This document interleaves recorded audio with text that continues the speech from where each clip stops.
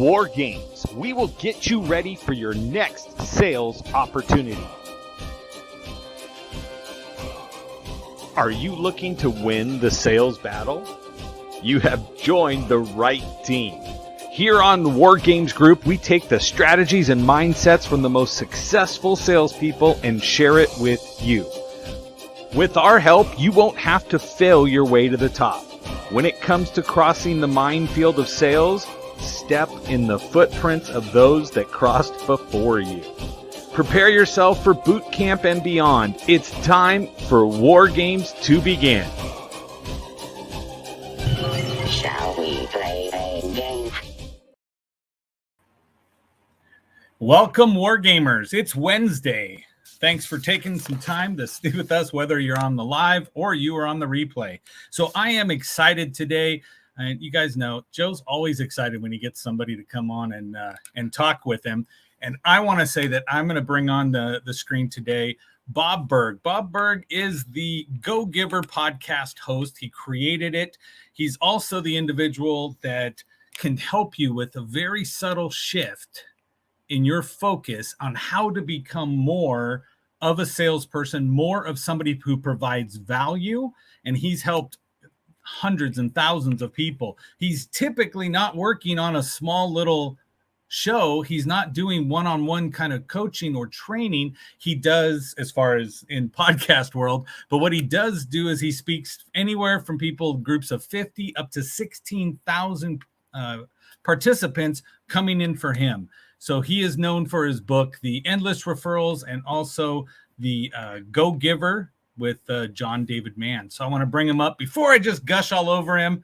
But he is here today because I was lucky enough to have Edna, who saw you on another show. And this is Edna. She is here. So, hi, Edna. Yeah, she is excited. She was like, yes. She was like, he's there. Last night we were messaging and she was so excited. So I want to say thanks. There's a couple people jumping on. So it is getting excited because they're all excited to hear from you, Bob. And I have questions for you, but I just want to throw out there and say, you can say hi to everybody because it's not going to be just the Joe show that's here. It's great to be with everybody. Thank you. Thanks for having me on. Fantastic. So I've compiled some stuff I want to ask you. And so, I do appreciate you coming over. Somebody's throwing up there that they have a Go Giver Gala in their town just because of you. Wow. So we got to figure out. They didn't go to StreamYard to say they can do that, but that's Tammy Thrasher Mitchell. So Tammy Mitchell is the one throwing that up. So, Bob, can I just jump into the questions? I know we got 30 minutes, and I just want to start getting some information. Go for it. Absolutely. Fantastic. So one of the things that I look at, we have people in this group that are straight up, I only get to eat what I kill. That kind of salesperson, right? And so some of them, and Tyler just joined up in here, but some of them, what they do, and I want to switch with you, Bob. You're the host. You're the share. There you go. Let's get them up there in the big screen. So, Bob, some people are employees, and some people work in a sales capacity for a company themselves, as opposed to jumping out and saying, "Hey, I am, the one person out there that I'm going to have to run my business or not." And so, is there a reason you don't have to be an entrepreneur, but you can still be entrepreneurial and still get the success that you're hoping for without making that complete jump? Well, I mean, either way, you've still got it. Whether you're an entrepreneur or whether you're an intrapreneur, right? You're an entrepreneur within someone else's company. You still have to do one very basic thing, and that is provide immense value to those you serve. When it comes to sales, and whenever I speak at sales conferences, I'll often begin by saying, nobody's going to buy from you because you have a quota to meet, right? They're not going to buy from you because you need the money, and they're not even going to buy from you just because you're a really nice person. They're going to buy from you only because they believe, excuse me, that they will be better off by doing so than by not doing so. And that's the only reason why anyone should buy from you or from me or from anyone else. Well, as the entrepreneur or salesperson, that is the person you must serve, okay, in order to thrive. Now, when you're working as an employee within another company, and that's why I say you're an entrepreneur. You're an entrepreneur within another person's organization. It's still the same thing. Nobody's going to employ you and pay you a salary because you have a mortgage payment to make, right? And they're not going to do it because you want to send your kid to a good school, and they're not going to continue to pay you because you're a really nice person. They're going to do so because they believe that you bring more value to the organization than what they're paying you. Okay. And so we always have to look at how we are going to best serve. The basic premise of the go-giver, and this is whether someone is again, an entrepreneur or an intrapreneur, the basic premise is simply that shifting your focus, and this is really where it all begins, shifting your focus from getting to giving. And when we say giving in this context, we simply mean constantly and consistently providing immense value to others, understanding that doing so is not only a more pleasant way of conducting business, it's the most financially profitable way as well. Not for some way out there woo-woo type of, magical, mystical reason, but for very logical reasons. When you're that person who can take your focus off yourself and place it on serving others, discovering what they want, what they need, what they desire, when helping them overcome their problems or their challenges, when helping bring them closer to happiness, if you will, people feel good about you. They want to get to know you. They like you. They trust you. They want to be in a relationship with you. They want to do business with you. They want to tell others about you. Fantastic. So now you said the giver, right? With the immense value and stuff. So your podcast is Go Giver, right? You've got the book that's Go Giver. What does Go Giver mean to you? What is that, just providing immense value, or is it beyond just that? Well, it's doing so through 5 what we call laws of stratospheric success. Those laws are the laws of value, compensation, influence, authenticity, and receptivity. And when you utilize those together in conjunction, all 5 of them, not 1, 2, 3, or even 4, but all 5, now you're conducting business, as we would say, the go-giver way. And the chances are excellent. You're going to be very, very successful. Fantastic. Can I get you to say it to the people that are not used to Bob? Because you're like, I know this cold. So you started with value. So the law, value, compensation, influence, authenticity, and receptivity. The law of value says that your true worth is determined by how much more you give in value than you take in payment. Now, this sounds, when you first hear it, sounds very counterintuitive, right? It sounds like you're give more in value than I take in payment. Isn't that a recipe for bankruptcy? And we simply have to understand the difference between price and value, right? Price is a dollar figure. It's a dollar amount. It's finite. It is what it is. Value, on the other hand, is the relative worth or desirability of a thing, of something, to the end user or beholder. In other words, what is it about this thing, this product, service, concept, idea, what have you, that brings so much worth or value to another person that they will willingly exchange their money for this value and be glad they did, while you make a very healthy profit. I often use the very simple analogy of or example, of an accountant who you hire to do your taxes. And this accountant, she charges you $1,000. We'll just name a round figure, $1,000. Okay, and that's her fee, or literally her price, $1,000. But what value does she give you in exchange? Well, she is able to save you $5,000 in your taxes. She saves you countless hours of time, and she provides you and your family with the security and peace of mind of knowing it was done correctly. So she's given you well over $5,000 in value in exchange for $1,000 fee or price. She's giving you more in value than she takes in payment. So you feel great about it, while she makes a very healthy profit, which she should. But here's the key. She got your business not because she was focused on her fee. She was focused on the exceptional value she was providing you.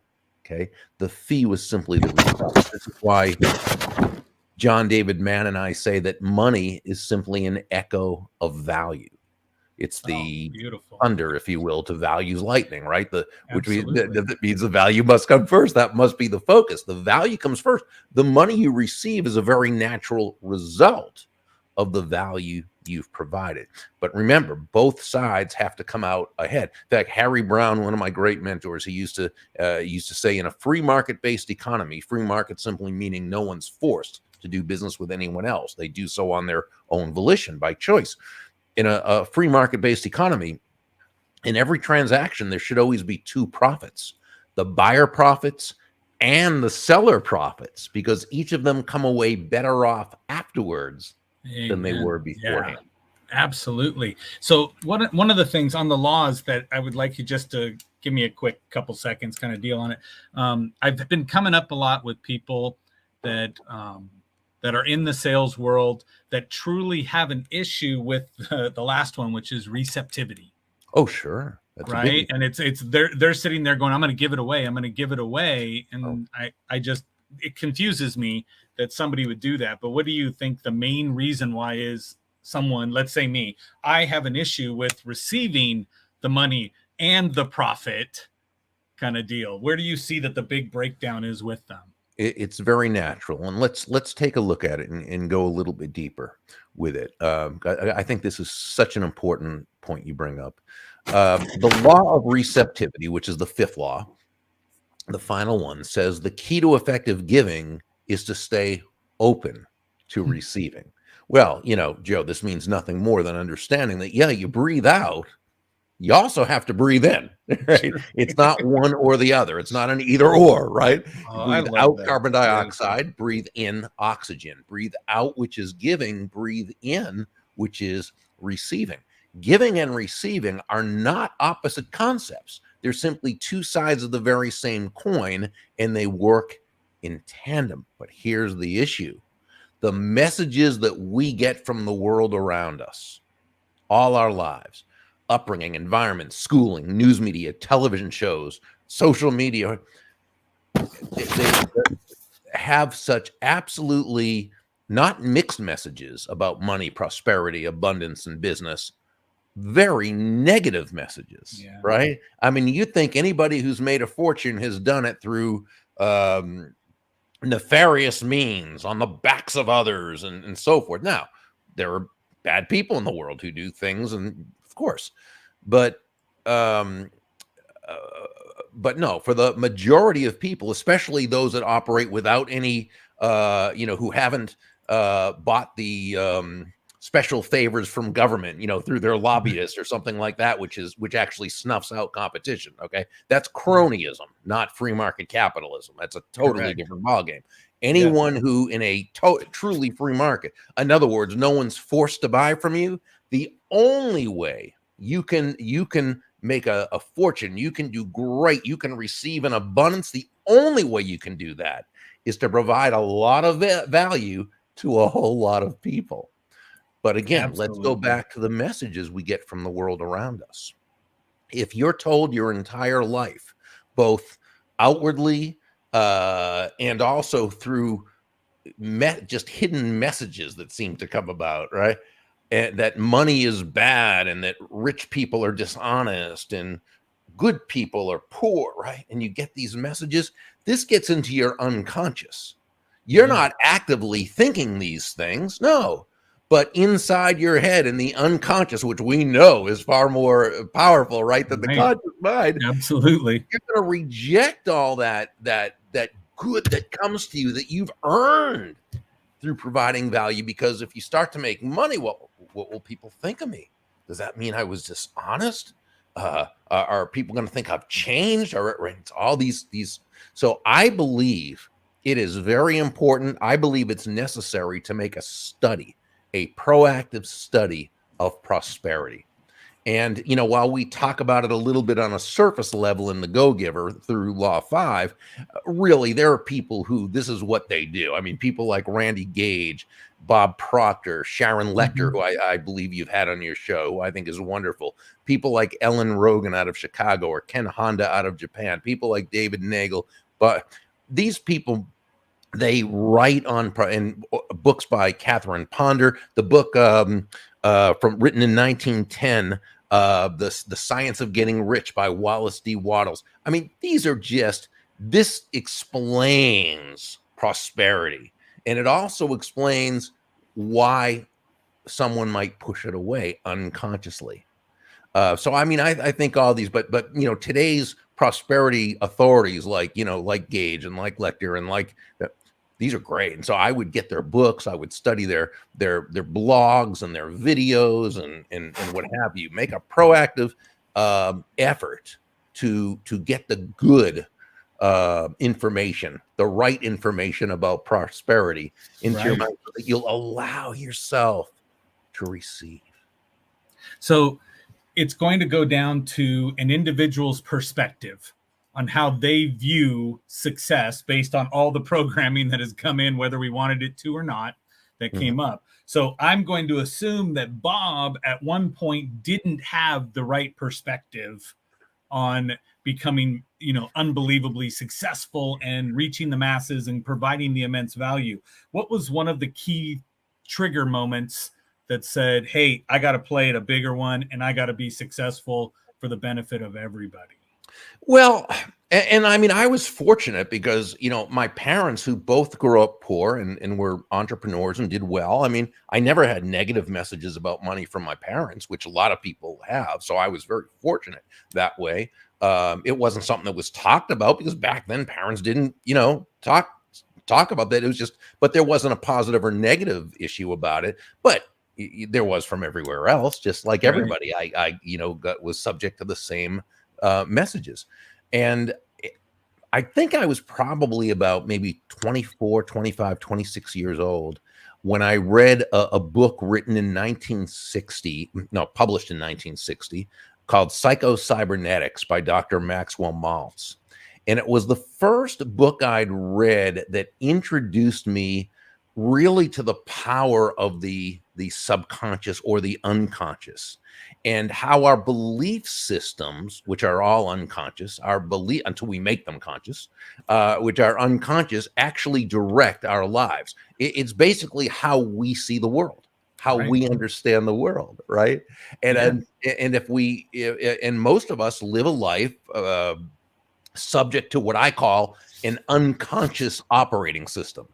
We think we're making choices based on unconscious thought and free will, when really we're living inside a matrix, like in the first Matrix movie, right? Absolutely. That we don't even know that we're right. And so I think that's what Psycho-Cybernetics did for me. It made me understand that I needed to bring my unconscious into the conscious.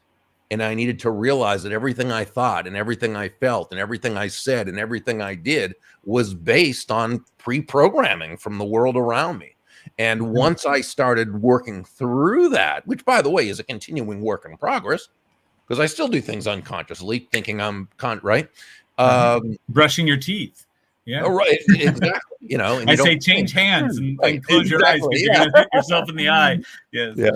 And so I think that's when it started for me, and that's really when I began really trying to work on myself and understanding human nature, understand why as human beings we and others do what we do and what have you. So it's natural, I think, to look outside yourself for guidance.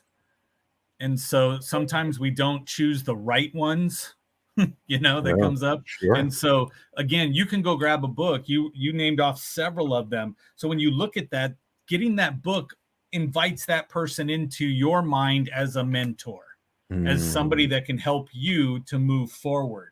And so I know before I've done this as well, I look at somebody that's superficially, I look and say, wow, they have the lifestyle I want. And then I seek the guidance and the mentorship, only to find out that they're not the go-giver. They're not the one that's doing it with, I want to provide immense value. The answer is, how can I get away with stuff? So is there something that we could pay attention to and make sure that we absolutely avoid when it becomes, hey, I'm looking for that next person to coach me, train me, mentor me? Some people are really good fakers. I mean, let's So face true. it, some people really, really are. And the human nature aspect is more about ourselves in this case, that we're looking for like that one person who's going to be our answer to everything.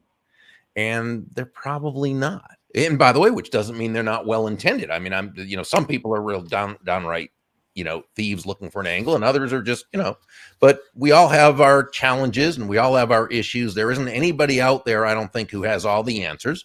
They may be immensely successful, and they may have and they may really understand the principles that bring success in all different fields. And I'd say it's great to study them. I think we can learn from everyone, okay, as long as it's principle based, right, and as long as it's congruent with our values. But can we ever know that particular person is that one, that if we pay them X amount of money, they're going to bring us I don't know if we ever really know that. We can look for recommendations, and we can go through all the due diligence we can, but when it comes right down to it, until we know, we don't know. Fantastic. And so you said the congruence thing, and I find that's what typically gives it away for the less than characterable individuals that are out there, is that they aren't operating congruently. And so well, that's what I look at. I mean, I think that's a good point, because it's harder and harder to hide that these days with the internet. I mean, I think that's one of the good things. I mean, unfortunately, anyone can say something bad about someone else because they have their own agenda. That doesn't mean it's true.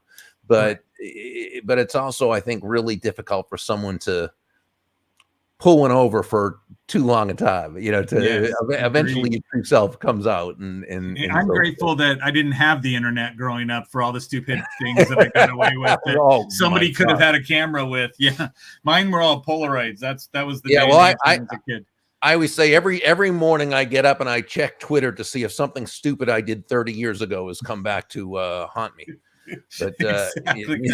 And Twitter's the right source for that. Yes. Yeah, exactly. So, right. So human nature, right? That's what we're dealing with when it comes to selling back and forth. Sure. And so trying to stay within the lessons of human nature, right? Is that what Go Giver is teaching, and how it's bringing it together to say this is what a good person would be doing, or somebody who stays within the realm of actual human nature?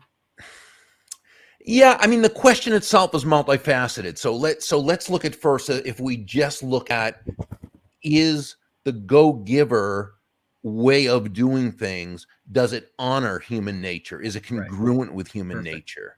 And again, remember, I had mentioned Harry Brown, who was a guy who I just really looked up to, and so forth. He wrote a number of best-selling books on everything from economics to philosophy to politics to and so forth.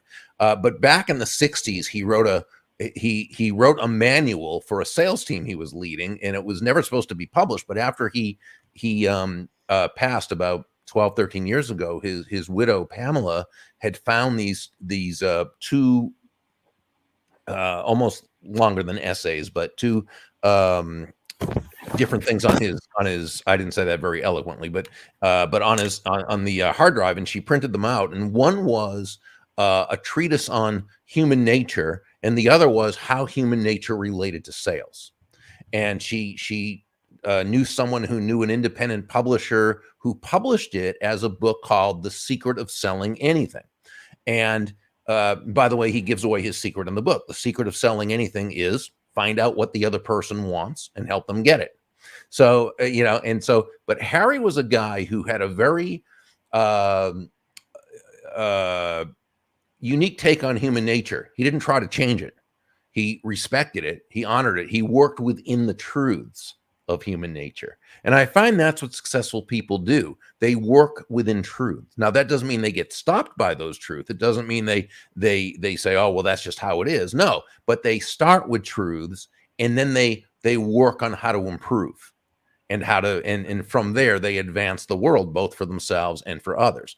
And Harry had three very basic and I actually did a review on his book. If you go to burg.com/blog and put in the search, The Secret to Selling or The Secret of Selling, I'm not sure, it will come up, or you put in Harry Brown with an E at the end, it should come up. It's a review on his book. But basically it was based on three aspects of human nature. One is that everyone seeks happiness. Okay, ultimately, and he was not one to say everyone or no one, and neither am I, except in this case. Human nature is such that everyone seeks happiness. Now, we always have to define our terms and check our premises. What do we mean by happiness? The dictionary definition of happiness is the mental feeling of well-being. Okay, and that's what we seek. So everyone seeks happiness, but point number two, and this is important, happiness is relative, right? We all understand happiness differently and individually. Thus, we place different values on different things. What would bring happiness to one person would make another person miserable or might have no effect on them at all. And this is what a salesperson always has to understand. Because as human beings, remember, we tend to see the world from our point of view. And we tend to believe that other people see the world basically from that same viewpoint. How could it be any different? It's all we know. That's why, you take the example of the real estate agent showing someone a home. And they're showing the living room and they say, oh, you know what I love most about this living room? Well, who cares? Right. It's what the other person, it would be like Ty showing someone a car and saying, Right. oh, here's the part that's the best thing about this car that Me. yeah, for me.